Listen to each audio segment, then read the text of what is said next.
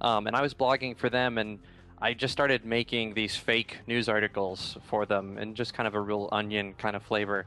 And it was kind of funny. I did like three or four, and then didn't do it for a few years. And I was looking for a side project and having some fun with it, and I I had always wanted to do a webcomic. I never really had the time or the drive, but I really liked this idea, and so I put it together with one of my coworkers at the time, and we did it for a while, and it was starting to get noticed a little bit, but then we did a little bit of hiatus, and then when I launched it back up again, Mike had already been helping with ideas, and I'm like, Mike, you just need to write this with me because you're funnier than I am, and I think it works really well. And we've been doing that nonstop since like October, and since then it's just been a crazy amount of fun to be putting this stuff together and having people react to it and seeing it in different places, and to actually kind of like become a part of this community, which has been really crazy, like meeting you, for instance, something like that. But it's just been a lot of fun. We've been having a blast with it.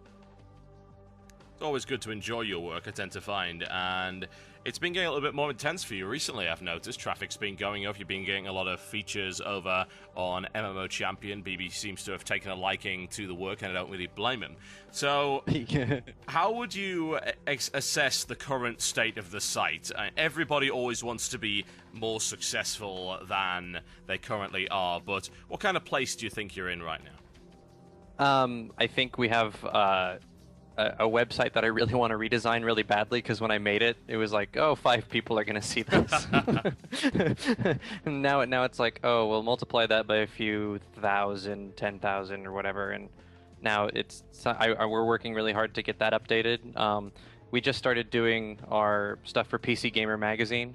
That just hit the newsstands, the American version, not the English version. I apologize for that. We're not in the...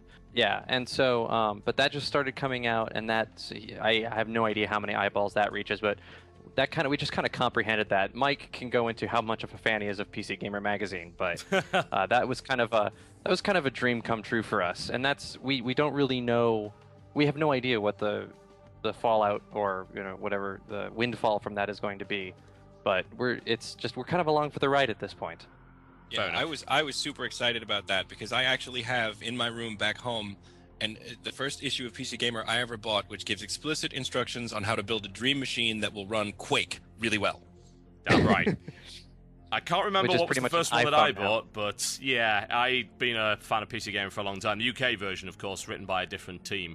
And I now believe, actually, most of the luminaries that I used to read went over to Rock, Paper, Shotgun, which a lot of our listeners are no doubt familiar with. But since you've just sort of dropped the whole PC Gamer thing on us from out of pretty much nowhere, so I think I'm going to have to ask you to go a little bit more in depth on that. Firstly, how the hell did that come about?